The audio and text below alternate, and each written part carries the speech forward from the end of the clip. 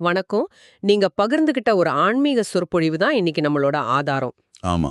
மனிதனிலிருந்து தேவதையாக மாறும் ரகசிய புனித பயணம் அப்படிங்கிற தலைப்ப கேட்ட உடனேயே இது ஏதோ ஒரு சாதாரண விஷயம் இல்லேன்னு நல்லா புரியுது. கண்டிப்பா. இதுல நெறைய ஆழமான கருத்துக்கள் இருக்கு. ஒரு ரகசிய பயணம், அப்புறம் தேவதையா மாறுறது, இந்த உலக சுழற்சியோட முடிவுன்னு நம்ம அதிக யோசிக்காத பல விஷயங்கள பத்தி இது பேசுது. ஆமா, இது நமக்கு ஒரு முற்றிலும் புதிய கண்ணோட்டத்தை கொடுக்க முயற்சி பண்ணுதுன்னு நினைக்கிறேன். சரிதான். சரி வாங்க, இத ஒவ்வொன்னா அலசி பார்க்கலாம். ஆரம்பத்திலேயே இரகசிய பயணம், அதாவது குப்த யாத்ரான்னு ஒரு வார்த்தை வருது. ம். பயணம்னு சொன்னாலே நமக்கு ஊட்டி, கொடைக்கானல் மாதிரி ஒரு இடத்துக்கு போறது தான் ஞாபகம் வரும். ஆனா இது அந்த மாதிரி ஒரு பயணம் இல்லேன்னு சொல்லிருக்கு. அப்போ இது என்ன மாதிரியான பயணம்? இது ஒரு அருமையான கேள்வி. இங்க சொல்லப்படுற பயணம் நம்ம கால்களால நடக்கிற பயணம் இல்ல. ஓ, இது நம்ம மனசால, நம்ம நினைவுகளால நடக்கிற பயணம். அதனால தான் இத நினைவின் பயணம் அல்லது யாத்கி யாத்ரான்னு சொல்றாங்க. நினைவின் பயணமா? ஆமா. இதுக்கு ஏன் இரகசியம்னு பேருன்னா, நீங்க மனசுக்குள்ள என்ன நினைச்சுக்கிட்டு இருக்கீங்க, எங்க பயணிச்சுக்கிட்டு இருக்கீங்கன்னு உங்க பக்கத்துல உட்கார்ந்திருக்கிறவங்களுக்கே தெரியாது. சரி சரி. இது முழுக்க முழுக்க உங்களுக்குள்ள நடக்கிற ஒரு அமைதியான அகப்பயணம். ஓகே. அப்போ இது ஒரு மனப்பயணம். சரி, இந்த பயணத்துக்கு ஒரு இலக்கு இருக்கணுமே. அந்த இலக்கு என்னவாம்? விடுதலைக்கான உலகம்னு ஒரு வார்த்தை வருது. அதாவது முக்திதாம். ஆமா, முக்தி தான். அது என்ன சொர்க்கம் மாதிரியா? இல்ல அதுக்கும் இதுக்கும் ஏதாவது வித்தியாசம் இருக்கா? ஏன்னா அந்த வார்த்தை கேட்க ரொம்ப பெருசா இருக்கே. இது சொர்க்கத்துக்கும் மேலான ஒரு நிலைன்னு இந்த மூலம் சொல்லுது. சொர்க்கங்கிறது ஒரு சுகமான வாழ்க்கை வாழ்ற இடம் இல்லையா? ஆமா. ஆனா முக்திதாம்ங்கிறது பிறப்பு இறப்பு சுழற்சியிலிருந்து விடுதலை அடையிற இடம். ஆனா சுவாரஸ்யமான விஷயம் என்னன்னா, என்ன? அந்த இடத்துக்கு போறதுக்கு முன்னாடி நாமளே ஒரு பெரிய மாற்றத்துக்கு உள்ளாகணும். நாம ஒரு ஃபரிஷ்தா, அதாவது ஒரு தேவதையாக மாறணும்னு சொல்லப்பட்டிருக்கு. இங்கதான் இது ரொம்ப சுவாரஸ்யமா மாறுது. தேவதைனா நாம கதைகள்ல கேக்குற மாதிரி இறக்கைகளோட ஒரு ஒளி வட்டத்தோட இருக்கிறவங்களா? இல்ல? இந்த மூலம் தேவதையை எப்படி விவரிக்குது? அதுவும் எலும்பு சதை இல்லாத ஒரு நிலைக்கு போகணும்னு சொல்றது கேட்கவே வினோதமா இருக்கே. அது எப்படி சாத்தியம்? கரெக்ட். இது ஒரு நேரடியான அர்த்தத்துல சொல்லப்படல. இங்க தேவதை என்பவர் இந்த பூமிக்கு அப்பாற்பட்ட சூக்ஷ்மவதன் எனப்படும் ஒரு நுட்பமான உலகத்துல வசிக்கிறவரா சொல்லப்படுறார். சூக்ஷ்மவதன். ஆமா. அவங்களுக்கு இந்த மாதிரி ஒரு பௌதிக உடல் கிடையாது. இந்த நிலையை அடையறதுக்கு ததீஷி முனிவரோட ஒரு சக்தி வாய்ந்த உருவகம் பயன்படுத்தப்பட்டிருக்கு.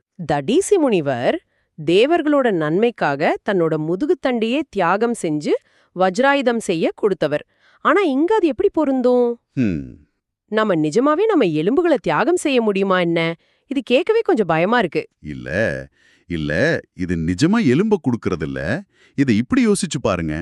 ஒரு ஒலிம்பிக் தடகள வீரர் எப்படி தன்னோட முழு வாழ்க்கையையும், ஓகே. ஒவ்வொரு சாப்பாட்டையும், ஒவ்வொரு தூக்கத்தையும் அந்த ஒரு தங்கப்பதக்கத்துக்காக அர்ப்பணிக்கிறாரோ, அது மாதிரி இது. ஆனா இங்க பதக்கம் ஆன்மீக சேவை. புரியுது புரியுது. அந்த வீரர் தன்னோட உடல் வலிய, சோர்வை எல்லாம் மறந்து அந்த இலக்க நோக்கி மட்டுமே ஓடுவார் இல்லையா? ஆமா.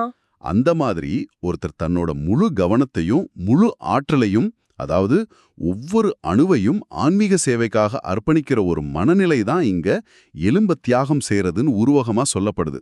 ஓ, அப்போ இது ஒரு மனரீதியான அர்ப்பணிப்பு. மிகச்சரி. இது வியக்தனையை, அதாவது இந்த உடல்கிற உணர்விலிருந்து அவ்யக்துங்கிற நுட்பமான ஆன்ம நிலைக்கு போறதுக்கான ஒரு படி.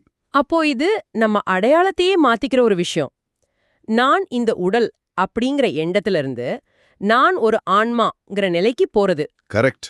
ஆனா இங்க ஒரு சிக்கலான விஷயம் வருது. இறைவன் வடிவமற்றவர், அதாவது நிராகார்னு சொல்லிட்டு அவர் பிரம்மாவோட உடல் மூலமா பேசுறாருன்னு இருக்கு. இது கொஞ்சம் முரண்பாடா இல்லையா? ஆமா, இது கேட்க அப்படித்தான் இருக்கும். வடிவமே இல்லாத ஒண்ணு எப்படி ஒரு உடலை பயன்படுத்த முடியும்? இது நம்ம அடையாளத்தையே கேள்வி கேட்கிற ஒரு கருத்து. நாம நம்மள இந்த உடலா, நம்ம பதவியா, நம்ம உறவுகளா பாக்குறோம். ஆனா இந்த மூளை என்ன சொல்லுதுன்னா, இதெல்லாம் வெறும் சித்திரம். சித்திரமா? போட்டோ மாதிரியா? ஆமா, ஒரு போட்டோ மாதிரி தான். உண்மையான நீங்க அந்த போட்டோக்குள்ள இருக்கிற ஆள் இல்ல, அதை இயக்கிக்கிட்டு இருக்கிற ஆன்மா. இறைவன் மட்டும்தான் விசித்ரா. அதாவது இந்த எந்த படத்துக்குள்ளேயும் சிக்காத மூல சக்தி. ஒரு இயக்குனர் எப்படி ஒரு மைக் மூலமா நடிகர்களுக்கு அறிவுரை சொல்றாரோ, அந்த மாதிரி இறைவன் பிரம்மாவின் உடல்ங்கிற கருவி மூலமா பேசுறதா இது விவரிக்குது. இயக்குனர் அந்த மைக் ஆகிட மாட்டார் இல்லையா? அது போலதான். ஆஹா, இது ஒரு நல்ல உதாரணம். அப்போ நம்ம பிரச்சனைகள் எல்லாம் அந்த சித்திரத்தோட சம்பந்தப்பட்டது. உண்மையான நம்மளோட இல்லைன்னு ஒரு புரிதல் வரும். சரியா சொன்னீங்க. ஓகே, அப்போ இது ஒரு தனிப்பட்ட மாற்றம். நான் என் உடல் உணர்வ கடந்து ஒரு தேவதை நிலைக்கு போகணும். ஆனா நான் மட்டும் மாறினா போதுமா? நான் வாழ்ற இந்த உலகமும் இப்படித்தானே இருக்கும். ம் இந்த மூலம் உலகத்த துக்கதாம், அதாவது துக்கம் நிறைந்த இடம்னு சொல்லுது. இந்த தனிப்பட்ட பயணம் இந்த உலகத்தோட எப்படி பொருந்துது? இங்கதான் இந்த யுகங்கள் உலகச் சுழற்சிங்கிற கருத்து வருதுன்னு நினைக்கிறேன். சரியா பிடிச்சீங்க. இது ஒரு தனிப்பட்ட பயணம் மட்டுமல்ல, இது ஒரு பிரம்மாண்டமான பிரபஞ்ச நாடகத்தோட ஒரு பகுதி. ஒரு நாடகமா? ஆமா. இந்த மூலத்தின்படி இந்த உலகம் 84 பிறவிகளை கொண்ட ஒரு சுழற்சியிலே இயங்குது. சத்யுகம், திரேதா யுகம், துவாபர யுகம், கலியுகம்னு 4 யுகங்கள். சரி. நாம இப்போ அந்த நாடகத்தோட இறுதி காட்சியில, அதாவது கலியுகத்தோட முடிவுல இருக்கிறோம். இந்த நேரத்துல தான் இந்த நாடகத்தோட இயக்குனரான இறைவன் இந்த உலகத்தையே மாத்துறதுக்கா வர்றதா சொல்லப்பட்டிருக்கு.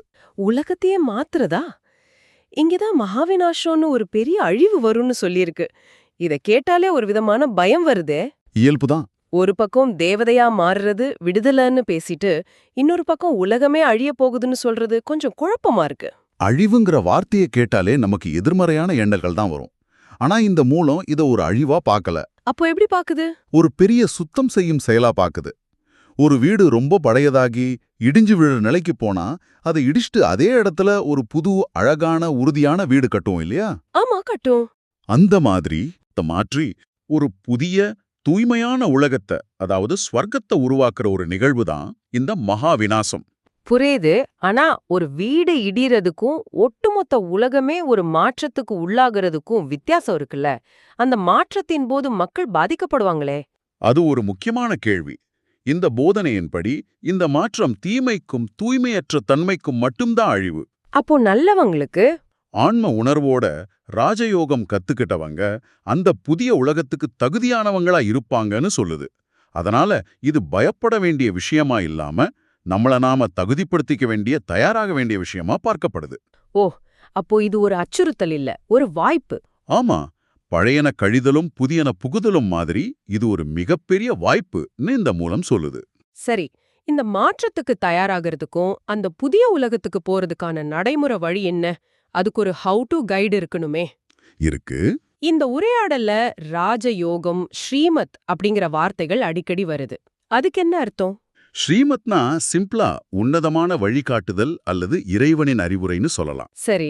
இந்த அறிவுரையில முதல் மற்றும் மிக முக்கியமான வழிகாட்டுதல் என்னன்னா, தன்னை ஆன்மா என்று கருதி தந்தையை நினைவு கொள்.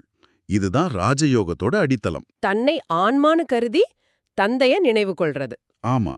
இந்த உரை ஒரு எளிய உதாரணத்தோடு இதை விளக்குது.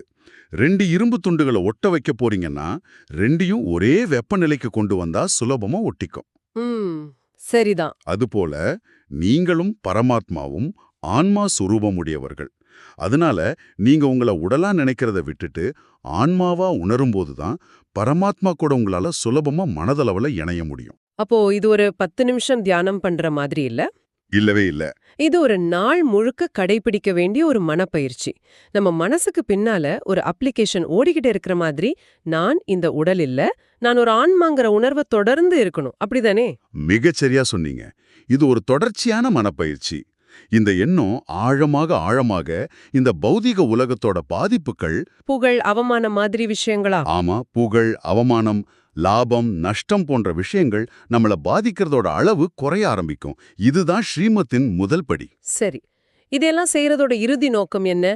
தேவதையா மாறுறத, புதிய உலகத்துக்கு போறது, இதோட உச்சகட்ட நிலை என்ன? எல்லாமே நாம இறந்த பிறகு நடக்கிற விஷயங்களா? இல்ல, அதுதான் இங்க இருக்கிற முக்கியமான புள்ளி. இதோட உச்சகட்ட நிலை நாம வாழ்ந்து கொண்டிருக்கும் போதே அடையிறது. வாழ்ந்து கொண்டிருக்கும் போதவா? ஆமா, அதுக்கு பேரு ஜீவன் முக்தி நிலை. அதாவது இந்த உடல்ல வாழ்ந்துகிட்டே உடல், உறவுகள், உலகப் பொருட்கள் மேல இருக்கிற பந்தங்கள்ல இருந்து விடுதலை அடையிறது. ஒரு நிமிஷம், இது கேக்குறதுக்கு எளிமையா இருந்தாலும் செய்யறதுக்கு ரொம்ப கடினம் இல்லையா? நம்மள சுத்தி இருக்கிற எல்லா பந்தங்களும் விடுறதுன்னா ஒரு தனிமரம் மாதிரி வாழ்றதா அர்த்தம்? இல்ல. இல்லனா பந்தங்கள் இருக்கும், ஆனா அதோட பாதிப்பு இல்லாம வாழ்றதா? அருமையான கேள்வி. இந்த மூலம் என்ன சொல்லுதுன்னா, எல்லா பந்தங்களுக்கும் ஆதாரம் நம்ம உடல் மேல நமக்கு இருக்கிற பற்று தான். ஓ, உடல் மேல இருக்கிற பற்றா? ஆமா, இது ஏன் உடல்னு நினைக்கிறதுனால தான் இது ஏன் வீடு, இவங்க ஏன் உறவினர்கள், இது ஏன் பொருள்னு மத்த பந்தங்கள் உருவாகுது. ஒரு சங்கிலியோட முதல் கண்ணி மாதிரி. ஓ, நீங்க இந்த உடல் மேல இருக்கிற பற்ற விட்டுட்டீங்கன்னா மத்த பந்தங்கள் தானாவே அதோட பிடியை இழந்துரும்னு சொல்லுது. அப்போ இது பொறுப்புகளை விட்டுட்டு ஓடுறதில்ல. நிச்சயமா இல்ல.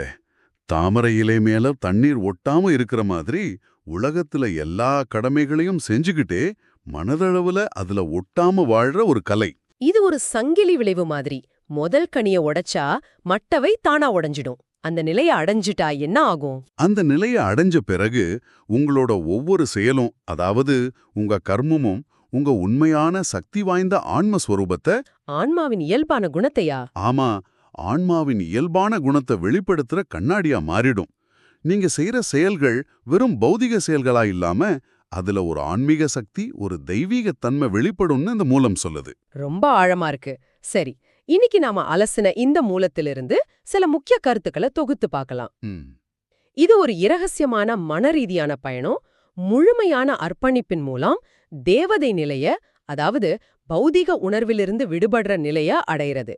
இந்த உலக சுழற்சி முடிய போகுதுங்கிற ஒரு புதிய புரிதல். ஆமா, எல்லாத்துக்கும் மேலார தன்னை ஆன்மாவா உணர்றது தான் விடுதலைக்கான அடிப்படை பாதை. இதுதான் இதோட சாராம்சம், சரிதானே? மிகச்சரி. இதோட மையச் செய்தி நம்ம அடையாளத்துல ஏற்படுற ஒரு ஆழமான உள்மாற்றம் பற்றியதுதான். ஒரு வரையறுக்கப்பட்ட பௌதிக உடலா நம்மள பாத்துக்கிட்டு இருந்த நிலையிலிருந்து எல்லையற்ற ஆன்மீக சத்தாய மாறி இழந்ததை மீண்டும் அடையிறது. ஆமா, இந்த 84 பிறவிகள் கொண்ட நீங்க பயணத்துல நம்ம இழந்த நம்ம உண்மையான இறையாண்மைய மீண்டும் அடையறதுதான் இதோட நோக்கம். இது வெறும் தப்பித்தல் இல்ல, இது இழந்த நிலைய மீண்டும் அடைதல். அருமை. இந்த மூலத்துல ஒரு வரி வருது, நாம் இதே உடையில் இதே உடலில் தந்தையை எண்ணற்ற முறை சந்தித்திருக்கிறோம், சந்திப்போம். இது இந்த வாழ்க்கை ஒரு மீண்டும் மீண்டும் நிகழும் சுழற்சி நாடகம்ங்கிறத குறிக்குது. இப்போ உங்களுக்கான ஒரு சிந்தனை. நீங்க உங்க அன்றாட வாழ்க்கையில சந்திக்கிற ஒவ்வொரு கணமும் ஒவ்வொரு நபரும் நீங்க ஒரு நிரந்தர நடிகரா இருக்கிற ஒரு பிரம்மாண்டமான மீண்டும் மீண்டும் நிகழும் நாடகத்தோட ஒரு பகுதின்னு ஒரு நிமிஷம் கற்பனை செஞ்சு பாருங்க. அப்படி பார்த்தா உங்களுடைய மற்றும் உங்களை சுற்றியுள்ளவர்களின் பாத்திரத்தை நீங்க எப்படி பாப்பீங்க? அவங்க செய்யற செயல்களுக்கு பின்னாடி இருக்கிற அர்த்தம் மாறுமா? யோசிச்சு பாருங்க.